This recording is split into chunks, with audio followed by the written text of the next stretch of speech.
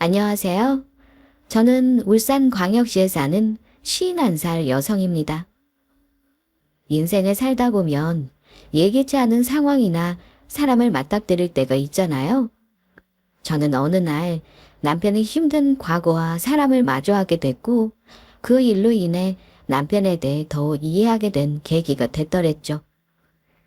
지금은 남편과 아무렇지 않게 얘기하고 사연을 보낼 정도의 여유가 생겼지만 당시에는 남편 대신 가해자를 없애버리고 싶다는 생각이 들 정도로 분노했었지 뭐예요.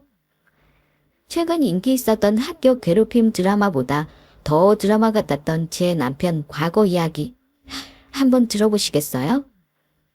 저는 10대 때 어머니가 지병으로 돌아가시고 아빠와 단둘이 살고 있었어요. 아빠는 큰 식품회사를 운영하고 계셨기에 바쁘실 때면 제가 직접 회사로 가서 필요한 물품이나 식사도 챙겨드리곤 했어요. 그때 우연히 지금의 남편을 만나게 됐더랬죠. 남편은 저희 친정오빠 회사에 입사한 신입사원이었고 제가 아빠 때문에 회사를 갈 때면 우연히 마주치고는 했어요. 처음에 남편을 봤을 때는 왜소한 체격에 무표정한 얼굴이라 눈에 띄지는 않았어요.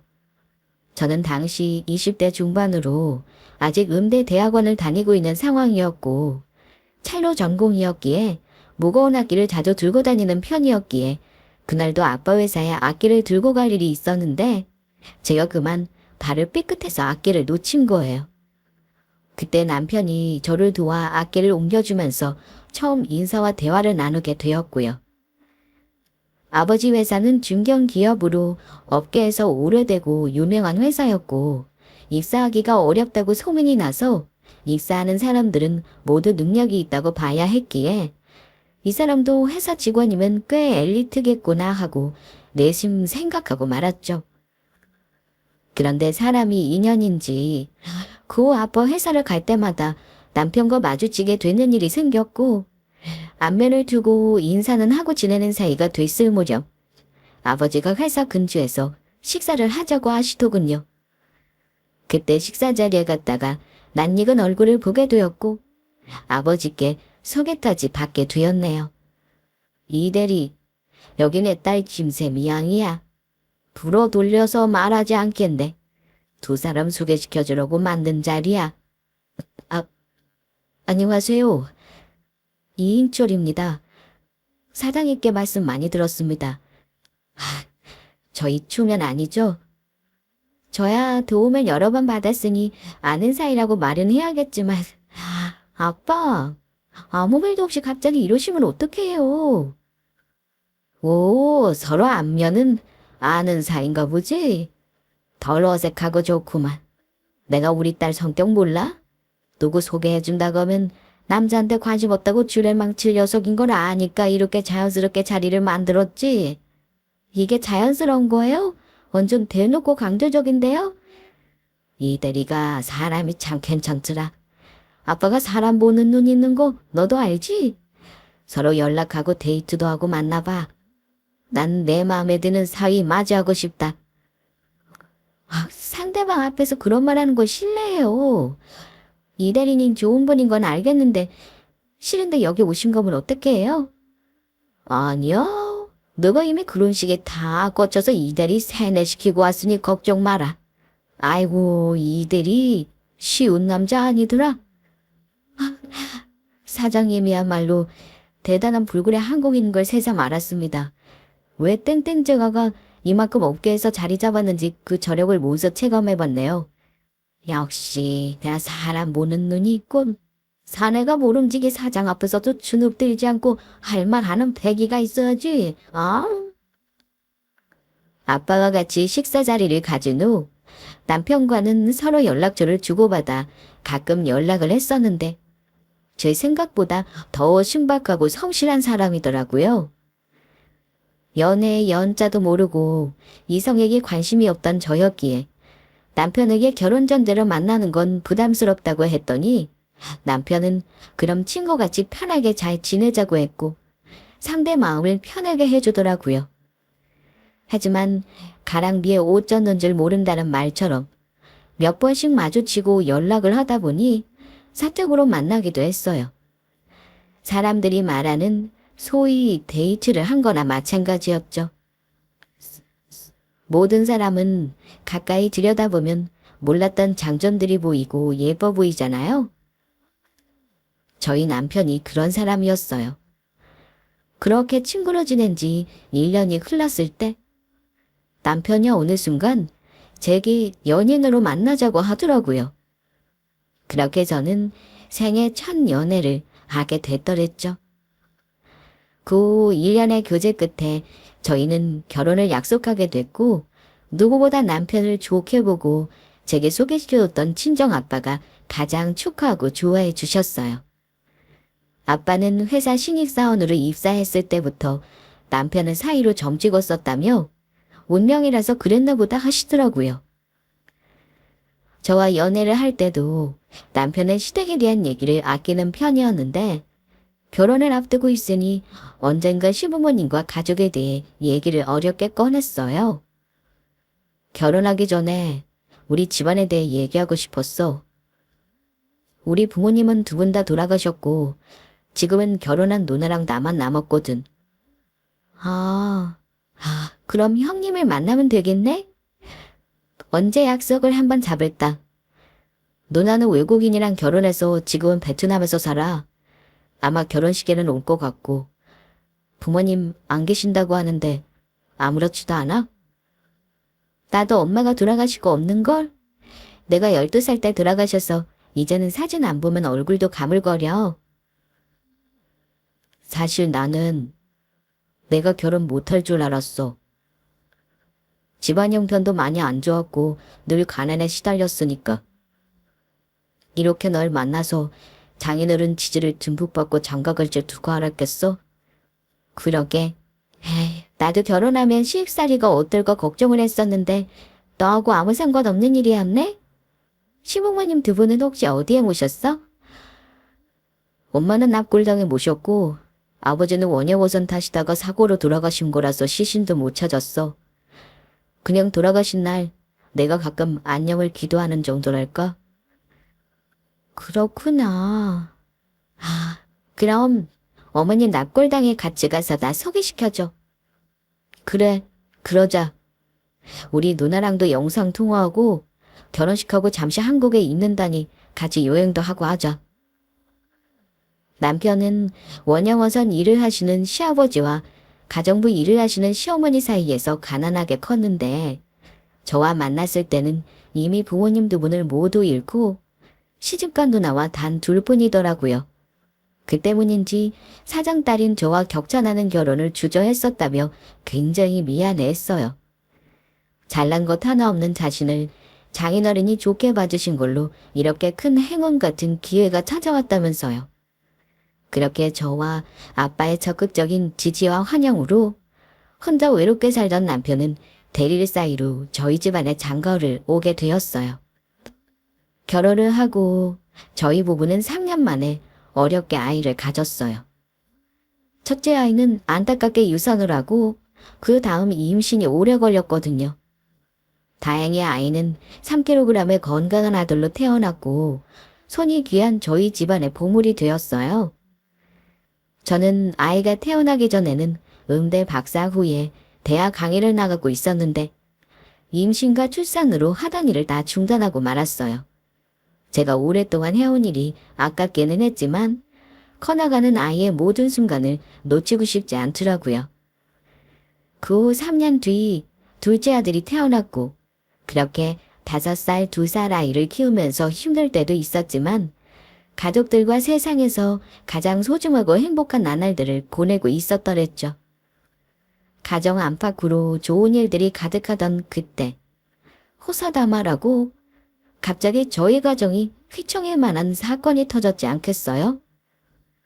아빠 비서에게 걸려온 전화에 혼미백산에서 병원에 도착했더니 아빠는 이미 검사에 들어가 계셨고 의사에게 심장수술을 해야 한다는 말을 들었네요. 아빠, 정신이 드세요? 우리 심장수술해야 된대요. 평소에도 심장이 아프고 전조 증상이 있을 거라는데 모르셨어요? 그냥 나이 먹었으니 그런가 보다 했지. 쓰라리다 정도만 느끼고 심각하진 않다고 생각했었거든. 그래도 전에 이서방한테 말씀하시지. 갑자기 쓰러지셨다는 연락받고 얼마나 놀랐는지 아세요? 인공 판막 넣는다는데 수술할 때 몇 시간 걸린대요. 몸은 어떠세요? 이제는 괜찮아. 아까까지만 해도 정신이 흐리멍텅하더니 너희 얼굴 보니 또렷하다야. 장인어른, 회사 일이나 다른 걱정은 하지 마시고 마음 편하게 수술 받으세요. 제가 지시하신 대로 다 처리해 놓겠습니다. 고맙네 이서방. 자네가 그렇게 말하니 진짜 그렇게 되겠지. 이참에 아예 자네한테 일 물려주고 나는 세월이나 낚으러 다닐까? 그건 안 됩니다. 아직은 아버님 손길이 필요한 회사니까요. 저도 그렇고요. 자네가 웬일로 약한 소리를 하나? 이러시겠지 몰건이도 나쁘지 않구만. 해교가 늘었어 우리 사위. 남편도 저도 혹시나 아빠의 생명에 문제가 있을까? 혹시나 심장마비라도 와서 큰일이 나지 않을까? 그 밤 병실을 지키며 노심초사했어요. 남편은 그런 저를 보면서 아이가 아직 어려서 병원에 함께 있기를 힘드니까 저보고는 아이를 데리고 집에 가 있으라고 하더군요. 자기가 아빠 곁을 지킬 테니 내일 오전에 아이들을 어린이집에 등원시키고 다시 오라고요. 그리고 다다음 날 아버지는 기운을 차리시고 심장 인공판막 수술을 하셨어요. 다행히 수술은 성공적이었고 당일 퇴원이 가능한 수술이어서 잘 마무리하고 집으로 무사히 돌아왔었고요. 남편과 아이를 낳고 결혼한 지 9년이 다 되어가는 시간이었지만 평소에는 남편에 대해 잘 몰랐다가 아빠 수술 때문에 남편의 진면목을 볼 수 있었죠. 힘든 시대 가정사에 혼자 세상에 맞서 살아온 사람이라 그런지 남편은 등대처럼 묵묵히 누군가에게 의지가 되는 사람이었어요. 아빠가 쓰러지셨다는 소식을 듣고부터 제가 정신도 못 차리고 아이 케어도 못하고 충격만 받아 있는 상태에서 혼자 묵묵히 제 어깨를 다독이고는 아빠 회사 일, 아이 일, 병원 수술에 관한 모든 걸 조용히 소화하고 있더라고요. 증조 할아버지 때부터 서당을 운영하시고 해서 친정아빠가 어릴 적부터 사서삼경 공부도 하시고 특히 주역 공부를 오래 하셔서 사람에 대해 잘 파악하시는 분이었는데 그렇게 남편이 진국 같은 남자고 좋은 남편감이라고 말하셨을 때도 저는 그게 못 느꼈었거든요. 그저 배려를 좀 하고 친구같이 편하고 정이 들었으니 결혼한다고만 생각했었는데 남편은 제가 살아보니 마음이 바르고 건강한 사람이었고 아빠 말대로 좋은 사람이었어요. 7년 뒤 친정아빠가 임종을 앞두시고 제가 아닌 저희 남편 손을 꼭 잡으시며 회사와 가정을 잘 부탁한다고 하셨으면 말 다 한 거죠. 당시 아빠 나이가 70대 중반이셨고 심장 인공 판막으로도 버티기 힘들 정도로 몸이 많이 쇠약해지신 때였어요. 돌아가시기 전에 병원에 오랫동안 입원해 계셨고 남편은 일을 제외한 시간 전부를 저희 아빠 병실에서 간호를 했었고요. 우리 손주들 장가 가는 거 보고 가려고 했더니 내 몸이 말을 안 듣는구만. 걱정 마세요. 애들 증손주 나을 때까지 살아계실 테니까요. 지금은 잠시 병원에서 쉬고 있는 거라고 생각하세요. 늘 나를 안심시키는 건 자네밖에 없구만. 내가 자네를 면접 때 처음 봤던 게 아직도 기억이 나. 공항에 눈을 하고선 온몸은 긴장으로 떠는데 목소리는 어찌나 기계가 있든지 내가 첫눈에 반했지 않나. 아, 그러셨습니까? 저도 싱글벙글하신 아버님 얼굴을 보고 이 회사는 꼭 입사해야만 한다 생각했습니다. 대표 얼굴이랑 직원들 얼굴이 저렇게 온화하고 좋다면 분명 좋은 회사일 거라고 생각했죠. 우리 서로를 알아본 모양이구만. 이것 또한 굉장한 인연이로고. 두 분 제가 옆에 있다는 걸 잊지 마세요. 아빠 딸로 태어나서 저는 너무 축복이고 행복했어요. 아시죠? 그럼 우리 딸이 늘 해주던 말인데 기억하지? 내가 먼저 가서 엄마랑 같이 있을 테야. 오랜만에 너희 엄마 볼 생각하니 너무 기쁘구나. 아빠, 이번 생에 너무나 위대하고 좋은 일 많이 하셨어요. 우리 아이들도 저희도 그런 아빠 생각 많이 할 거예요. 너무 감사했어요. 그렇게 저희 아버지는 저희 부부와 편안하게 대화도 하고 스킨십을 하시다가 눈을 감으셨어요. 고인의 생전 바람대로 수목적을 해드렸고 아버지의 청년 같은 웃음처럼 5월의 실록이 푸르른 날에 생을 마감하셨었네요. 어쩌면 저희 친정아빠는 자신이 떠나고 나면 혼자인 제 곁을 지켜줄 진실한 누군가를 남겨주고 싶으셨는지도 모르겠어요. 그래서 남편은 제게 이 세상 누구보다 귀한 사람이었네요. 남편을 보면 돌아가신 친정오빠 생각도 많이 났고요. 그 후 결혼을 하고 20년 가까이 됐을 때도 남편이 여전히 제 영웅이고 존경스러운 사람이었어요. 친정아빠가 하시던 식품회사를 남편이 대표가 되어 운영하면서 제품을 해외 진출까지 성공시켜 더욱 확고한 브랜드 기업체를 성장시켰고 아들 둘 성장에도 든든한 지원군이 되어주었고요. 그러던 어느 날 저와 남편은 결혼 20주년 기념일을 앞두고 있었어요. 저희 부부는 아들만 둘이었는데 첫째가 서울에 있는 대학에 입학하고 둘째가 이제 고등학교에 막 입학한 때였죠. 그러려고 한 건 아니지만 울산에서도 교육 열기가 높은 동네에 살다 보니 저도 아들들 키우면서 눈코 뜰 새 없이 바쁜 상태였어요. 그 시기쯤 남편이 늦게까지 술 먹고 들어오고 하는 일이 잦았던 것만 빼면 크게 별다를 게 없는 일상적인 나날이었죠. 남편에게 무슨 고민이 있나 싶어서 물어도 별말이 없고 그냥 사업자 술자리가 많다고 하는 말만 들었던 차였어요. 원체 남편이 자기 힘든 내색을 하지 않는 사람이기도 했고 혹여나 무슨 일이 있다면 언젠가 얘기하겠지 싶었어요. 그렇게 별 생각 없이 지나갔는데 며칠 후 남편이 어쩐 일로 저보고 동창 모임이 있다며 같이 가자는 게 아니겠어요? 남편은 초중고 대학을 모두 울산에서 나왔었지만 제게 자기 학창시절에 대해 한 번도 말한 적은 없었거든요. 결혼 20년 동안 한 번도 동창 얘기를 한 적이 없는 남편이 동창회가 부부 동반이어서 저에게 같이 가달라고 하는데 너무 신기해서 제가 알겠노라 했어요. 둘째 아들 나이 때 남편을 보러 가는 것 같은 기분이라 설렘도 있었고 더 들어보니 옛날 은사님이 참석하는 자리라고 하더라고요. 남편도 선생님 뵈러 동창회를 가는 거고 거의 처음 가는 거라고 했어요. 남편과 차를 타고 동창회에 가면서 계절이 초여름이라 그런지 날씨도 적당하고 향기 좋은 장미가 흐드러지게 펴 있으니 너무 좋았어요. 저는 오랜만에 남편과 나들이 가는 기분이라 들떠서 콧노래를 부르고 있던 밤낮. 남편은 아침부터 어디가 안 좋은 사람 마냥 기분이 좋지 않아 보이더라고요. 당신 무슨 일 있어? 어제부터 오늘도 굉장히 부르퉁한 얼굴이네. 아니라고는 말 못하겠네. 그냥 이것저것 잡생각이 많이 드나봐. 난 간만에 애들한테 벗어나서 당신이랑 데이트하는 기분이라 좋은데 나만 너무 들떴나?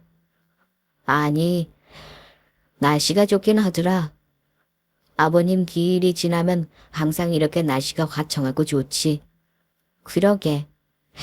우리 아빠랑 참 닮은 계절이야. 춥지도 덥지도 않고 딱 적당한 온도랄까.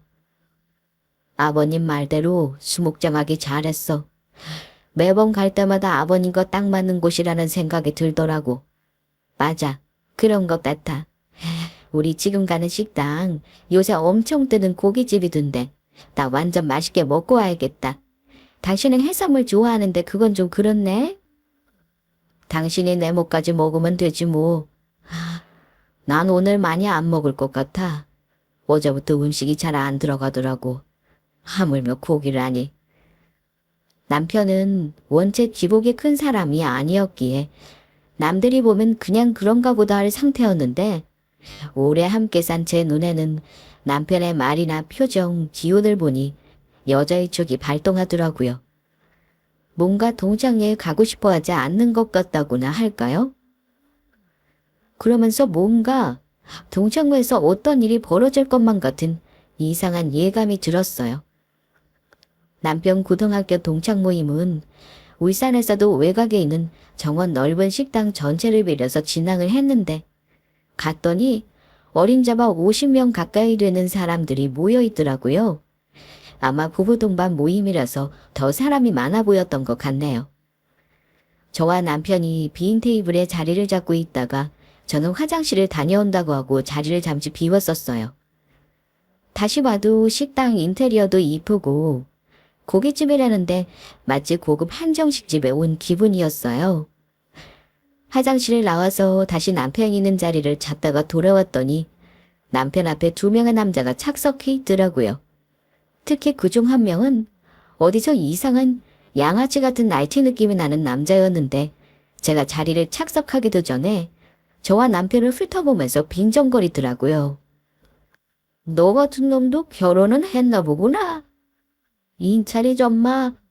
우리 집 가정부 아들이었잖아. 그때는 우리 집 식구들이 먹다 남은 음식 먹고 버린 옷 주워 입고 그랬는데 이제 저거 사람 됐나 보네. 야, 30년 만에 만나서 못하러 과거 얘기를 꺼내냐? 우리도 50대 됐는데 당연히 예전 같지 않지. 인자리 너 동창회 온다는 말 듣고 많이 놀랐어. 생전 바쁘다고 오지도 않더니. 오늘은 선생님이 오신다고 하셔서 왔지. 이제 80 넘으셨으니까 또 언제 만나뵐 수 있겠어. 선생님이 직접 연락 오셔서 간다고 했지. 너 아직도 선생님 바람이냐? 하긴 육성예배도 못 내던 놈 대신해서 돈까지 내주신 선생님인데 오죽하겠냐. 맨날 쌤 앞에서 징징 짜고 울고 난리였잖아 이 고지 새끼가. 그때 선생님이 인철이 차식처럼 이뻐하신 건 맞지. 대신 너는 아직도 그런 걸로 애들 놀리냐? 하여튼 남자 새끼들이란. 하긴 이렇게 빌어먹고 이 사람 저 사람 도움받았으니 여태 살았지. 제 엄마 죽고 나서 우리 집에서도 쫓겨나고 그냥 임시보호소인가 그런 데 가지 않았나? 인철이던 돈 많이 벌어서 사회에 많이 갚아야겠다. 도움만 받고 이 싹 다 꾸면 쑥었냐? 지금 네 입이나 닦아. 더럽게 입에 음식물 묻히지 말고 그러지 말고. 너는 예나 지금이나 기본적인 에티켓은 쌈 싸먹은 놈이구나. 저는 그 양아치 같은 남편 동창놈이 남편을 모욕하는 말을 듣자마자 피가 거꾸로 솟는 느낌이 들었어요. 제가 남편 옆에 앉아있고 누가 봐도 부인이라는 걸 알 텐데 남편에게 굴어 쪽을 주자는 건지 계속 속을 긁으면서 도발을 하더라고요. 제가 뭐라고 한 소리를 하려다가 남편을 쳐다봤는데 남편이 20년 동안 처음 보는 표정을 짓는 게 아니겠어요? 평소 늘 평안한 표정을 짓던 남자가 분노로 활활 타오르는 눈을 하며 동창놈을 노려보고 있더라고요. 그날 저는 남편이 화가 나면 어떤 사람이 되는지 20년 만에 처음 알게 되었어요. 닭대식, 너는 고등학교 때도 머리에 든 게 없더니 30년 지난 지금도 대가리에 든 게 많이 부족한가 보네. 쓸데없이 잘못된 기억만 잔뜩 집어쳐놓고. 우와, 이 새끼는 내가 왜 머리에 든 게 없어. 대학도 나오고 남들 할 건 다 했구만. 육성예비 쌤이 내주신 게 아니라 학교 지원 받은 거고 어머니 돌아가시고 보호소 간 게 아니라 친척분 집에 갔어. 모자리 같은 게 뭘 좀 알고 씹으려나. 대충 맞는 말이잖아. 결국 난 도움받고 살았다는 건데 뭐가 달라. 이 놈도 보면 자기 포장이 엄청 쓸데없는 놈이야. 너만 하겠어? 졸부 집안에 남는 건 돈밖에 없어서 멍청한 아들놈 대학 보내려고 학교에 장학금 주고 입학시켰다지. 옛날이니까 넘어간 거지. 요즘 같았으면 너도 네 부모도 다 깜빵행이야. 포장 참 잘했다. 그치? 이 새끼가 뭐르나 못하면 우리 집 밥 먹고 겨우 연명한 주제 고마운 줄 알아야지. 우리 부모님이 너희 엄마 고용 안 해줬으면 길바닥에 버려졌을 거지가. 이보세요. 아무리 그래도 사람들 다 있는 자리에서 거지라뇨. 언행을 조심하세요. 아줌마는 빠주세요. 남자들 판에 끼는 거 아닙니다. 길수 씨한테 또 왜 그래? 니들 아직도 이렇게 만나고 서로 죽이지 못해 난리냐. 사람들 눈 있는데 나이 50 먹고 주먹 쥐지 마라. 나는 괜히 너희랑 같은 테이블에 앉아서 고기도 못 먹고 이게 뭐냐. 남편이 그 양아치 동창과 썰전을 하자 주변 동창들이 또 시작이다 하는 질린 얼굴로 보고만 있더라고요. 그러다 제가 못 참고 남편을 감싸려 하자 양아치 동창이 되려 저한테 가만히 있으라고 막 뭐라 하더라고요. 남편이 그의 양아치 동창에게 주먹 다짐까지 하려고 하자 옆에 있던 다른 동창이 말려서 겨우 조용해지나 했는데 나이가 지긋하신 은사님이 저희 테이블로 오시지 않겠어요? 아이고, 닭대식 2인절 조명하니 모두 이 테이블에 앉아 있었네. 자네들 보려고 내가 동창에 왔는데 안 보고 가면 서운하지. 다들 이제 중년지가 제법 나는구만. 선생님, 이번에 동창에 와주신다고 해서 얼마나 놀랐는지 모릅니다. 10년 전에 암 수술하셨다고 들었는데 괜찮으신 거죠? 당연히 괜찮다마다 여기 이인철이가 의료진에다가 수술비까지 내줘서 내가 죽다 살아났다네. 이인철이가 선생님 암 수술을 도왔어요? 역시 이 자식. 인철이가 어렸을 때부터 의리는 있었죠? 다행입니다. 내가 멀리서 보아하니 대식이랑 인철이 또 싸웠냐? 너희는 시간이 지나도 똑같이 깎아머리 10대같이 물어. 이분들은 인철이 와이프, 명환이 와이프고 대식이 너는 아직 결혼 못했어? 왜 혼자야? 쌤도 참... 저 나이가 몇 갠데 아직 혼자예요. 아들도 이제 고등학교 들어가고 잘 살고 있습니다. 마누라는 다른 볼에 있어서 모임에 조금 늦게 올 거예요. 인철이 너를 회사 대표한다고 눈꽃 뗄 새 없이 바쁘다지. 요새 TV만 틀면 너희 회사 과자 선전하더구나. 내가 주변에 제자놈이 하는 회사라고 자랑 많이 했다. 인철이가 회사 대표예요? 처음 듣는 소린데요. 너희 그 땡땡 제가 몰라. 그게 인철이가 하는 회사잖아. 요새 우리 증손주들도 좋아하더구나. 남편 은사님은 보아하니 남편과 예전부터 연락을 하고 지내시는 것 같더라고요. 선생님 아플 때도 남편이 도움을 줬고 회사 운영하는 소식까지 아시는 걸 보니 남편이 참 많이 좋아하는 분인가 보다 했어요. 그런데 제 앞에 앉은 남편 동창 둘은 남편이 유명한 땡땡제가 사장이라는 말을 듣자 놀라움에 경악을 금치 못했어요.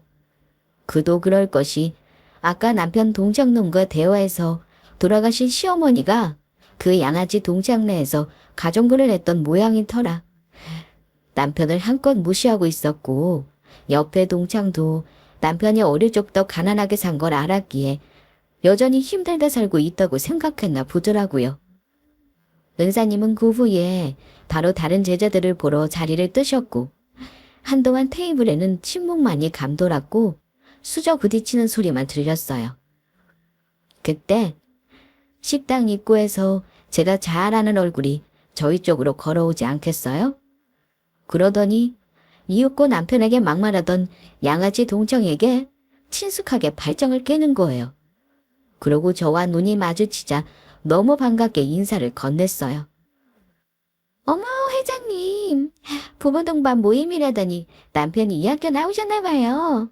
여보, 내가 요새 매일 말하는 우리 연준이 대학 입시 도와주신다는 학부모 회장님이셔.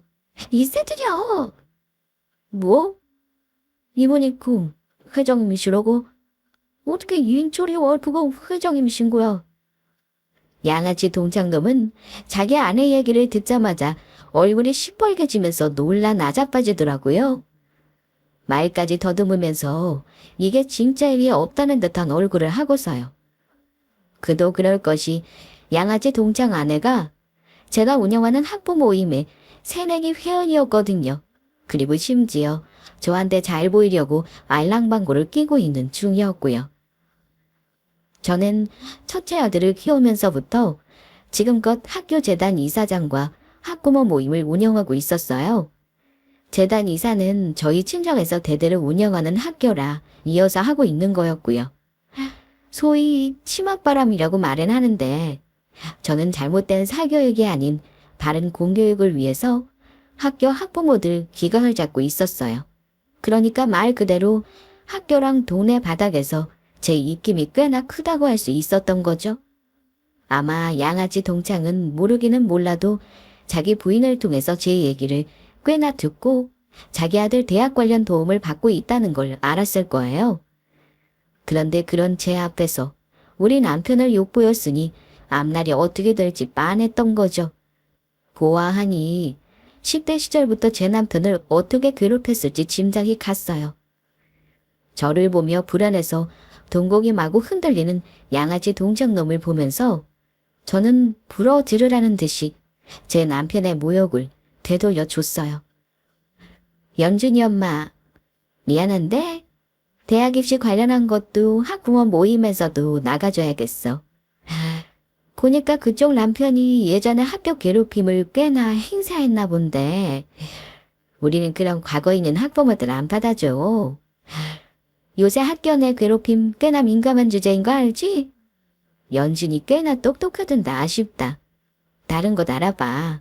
아, 회장님, 갑자기 그런 말을 하시면 저희 남편이 학교 괴롭힘을 했다니 그게 무슨 말씀이세요? 이 사람 본래 한 마리도 못 듣는 심각한 사람인데요. 그래? 그럼 과거에 우리 남편 못 살때 괴롭힌 사람은 어디로 꺼졌나? 사람은 쉽게 바뀌는 게 아닌데 말이야. 죄송합니다. 회장님인지 모르고 제가 감히 앞에서 실수를 저질렀네요. 지금이라도 알았으면 됐어요. 그런 입에 말린 소리를 들을 생각은 없지만요.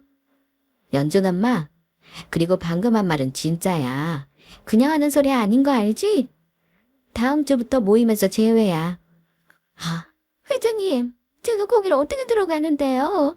저 연준이 책임지고 인서울대학 보내주신다고 하셨잖아요. 제발 기회를 주세요. 안 돼. 난 공과 사 구분이 없는 사람이라서 말이야. 사 쪽으로 당신 남편한테 너무 실망해서 공 쪽으로도 안 되겠어. 제가 모든 사실을 알게 된 이상 당신네 아들 입시고 뭐고 상종 안 하고 싶다고 하니까 남편 동창이 바로 꼬랭지를 내리더라고요. 저는 더는 밥도 안 들어가고 남편도 은사님을 만나 인사를 했으니 그만 집에 가자고 했어요. 저희 부부를 멍하니 바라보는 남편 동창들을 뒤로 하고 그렇게 집으로 돌아갔고요. 돌아오는 길에 저희는 아무 말도 하지 않았어요. 남편이 그렇게 힘든 가정사에 학교에서도 그런 막대 먹은 놈들에게 괴롭힘을 당했을 걸 생각하니 그저 말없이 남편을 안아주고 싶더라고요. 그래서 집에 돌아와 남편을 대뜸 안아줬더랬죠. 당신 아무것도 안 물어봐? 오늘 일 때문에 나한테 궁금한 게 많을 텐데. 당신이 말하고 싶으면 하고 안 하고 싶으면 말고. 당신 마음대로 해. 난 당신이 뭘 하든 당신 편이니까. 내가 진짜 현명한 아내를 뒀다니까. 내 인생 정말 잘 살았다. 아까 봤던 박대식이란 놈이 내 학창시절 나를 괴롭힌 악질 맞아. 난 꽤 오래 학교 괴롭힘을 당했었고 오늘 30년 만에 만났다고 들었는데 어땠어요? 기분은 엄청 나빠 보이던데. 혹시 요 근래 술 마시고 기분 안 좋아 보인 게 그 사람 때문이었어요? 아주 틀린 말은 아니야. 동창 회장 말로는 이번 동창 모임에 박대식이가 나오지 않을 수 있다는 말은 들었지만 나 되게 좋아하는 놈이 그런데 안 올 리가 없으니까 그 정도 기분 안 좋았던 건 맞아. 생각보다 그 인간 영향력이 아직까지 남아있나 보네요. 우리 남편 예전에 많이 힘들었었구나. 새삼 맞다 만났더니 센 말로 버럭하기만 하지 그렇게 위협적이지는 않더라고. 10대 때는 그 녀석 이름만 들어도 불쾌하고 두려웠는데 말이야. 그랬구나. 어쩌면 그 사람 자체보다 과거의 기억이 당신을 더 괴롭히는가 보네요. 엄마가 그 녀석 집에 주거 가정부였고 나도 더부살이니까 그 새끼가 날 괴롭혀도 참을 수밖에 없었거든. 우린 먹고 살아야 했으니까 당하고만 있어야 해서 늘 힘들었지. 제가 남편의 등을 끌어안고 조용히 과거의 일들을 읊조리는 남편을 토닥였더니 남편은 용기가 났는지 어릴 적부터 자기 속에 있던 열등감, 수치심, 두려움 등에 대해 다 토해내더라고요. 마치 그때는 50대의 남자가 아니라 10대의 소년이 제 품 안에 있는 것 같았어요. 남편은 이제 다 지난 일이고 현재는 행복하다고 말을 끝맺었지만 제가 그 양아치 동창놈을 용서하지 못하겠더라고요. 제가 알기로 그 집은 부부가 식당을 운영하면서 어렵게 번 돈으로 하나뿐인 외동아들 교육에 목을 메고 있는 걸로 알고 있었거든요. 다음 날부터 학부모위원회 사람들을 통해 박대식이라는 그 양아치 동창에 대한 정보를 다 알아냈어요. 원래 그 어린 시절 아버지 사업의 성공으로 졸부가 됐었으나 박대식 본인의 무능력으로 아버지 사업으로 번 재산을 모두 말아먹었다고 하더군요. 그래서 평생 갑질만 하던 졸부인 박대식이가 서비스를 제공해야 하는 식당 일까지 하게 된 거라고 했어요. 어쩐지 돈이 있었으면 자기 아들 좋은 대학 보내려고 학부모 모임을 통해 뭐라도 하려고 하지 않고 사교육부터 들이밀었겠죠. 그로부터 얼마 후 저희 집 터지 양아치 동정부부가 찾아와 사과를 하고 싶다고 하더군요. 저는 불어 제 남편이 있는 시간에 그 인간을 부르고 싶어서 다시 찾아오라고 했어요. 남편의 퇴근 시간에 맞춰 그 집 부부가 다시 찾아왔고 양아치 동창이나 제 남편은 서로를 보고 멈칫하더니 이윽고 박대식이란 사람이 남편에게 인사를 하더라고요. 저는 남편에게 거실 소파에 앉으라고 하고 이 사람들이 사과를 하고 싶다고 왔으니까 어디 같이 드러나 보자고 했어요. 사과하러 왔다고 하지 않았어요? 그럼 어디 해보세요. 그게... 제가 사모님이 회장님인 줄 모르고 그날은 실례가 많았습니다. 그리고 나 예전에 사장님한테 뭐라고 한 일들은 10대 철없는 애들이 짓궂게 한 일이라고 생각하고 선처 부탁드려요. 제가 대신 사과할게요. 회장님 봐주세요. 연준 엄마. 뭔가 착각하나 본데 사과받을 사람은 내가 아니라 우리 남편이야. 그리고 10대 청소년의 철없는 짓이라고 지부하기엔 당신 남편이 우리 남편한테 한 짓들은 입에 담을 수 없을 정도던데. 아니에요. 저 그렇게 인철이한테 나쁘지는 않았습니다.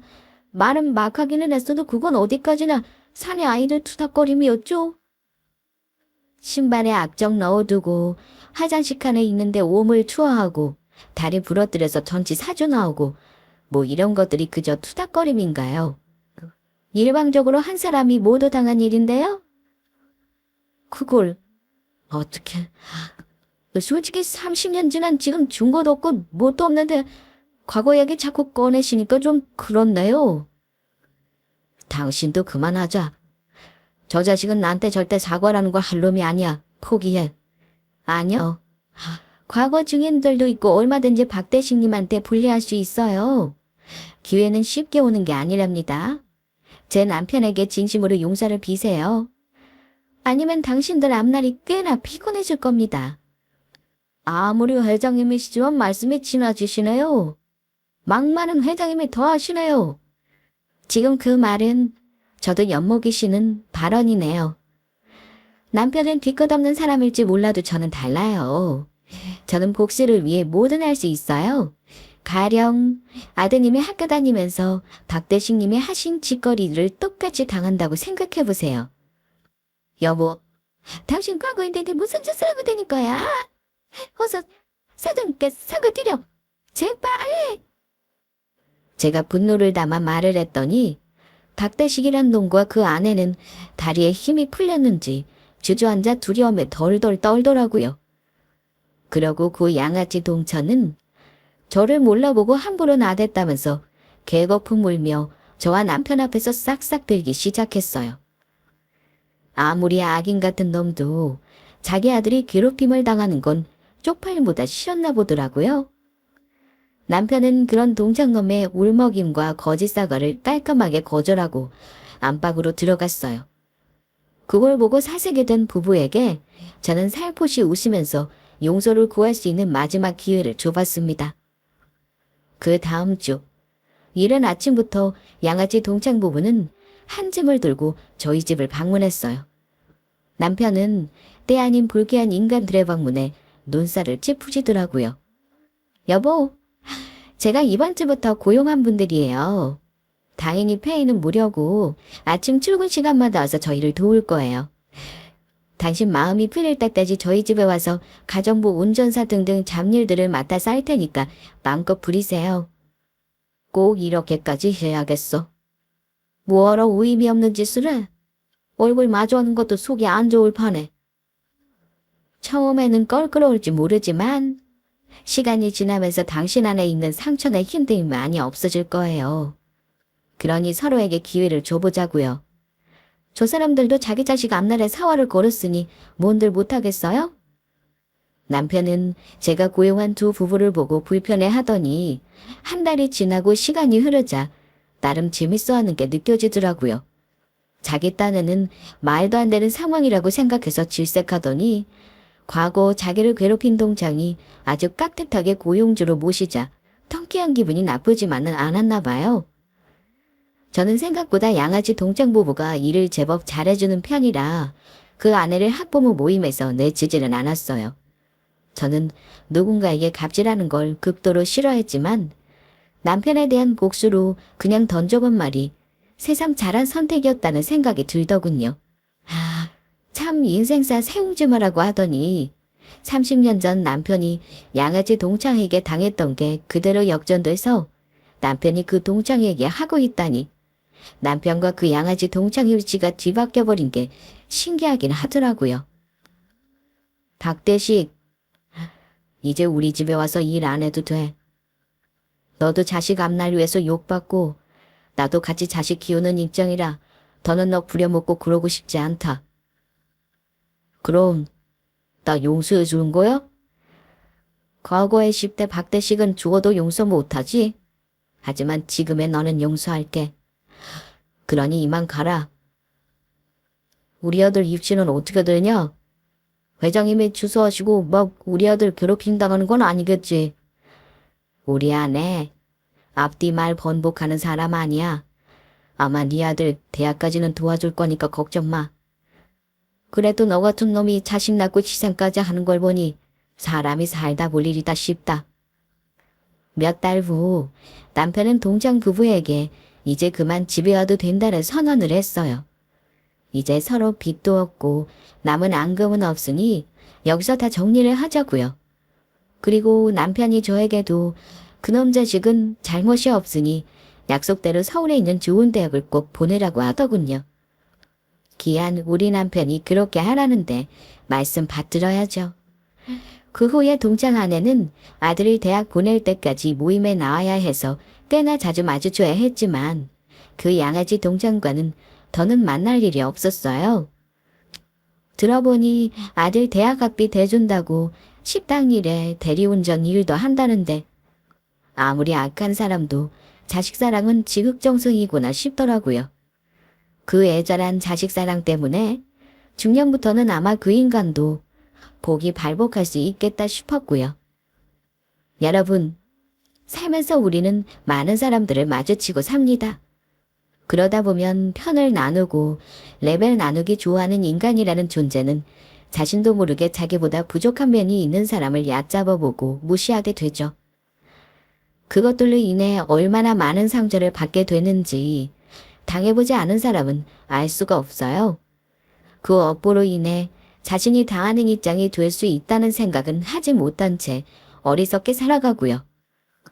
원수를 사랑하라는 말처럼 한낱 인간인 우리가 행할 수 없는 경지가 있지만 자신 스스로가 마음을 어루만져주고 스스로를 사랑하고 회복하는 시간은 꼭 필요하지 않을까요? 제 얘기를 들어주신 분들에게 소중한 시간을 내어주신 것에 감사를 표합니다.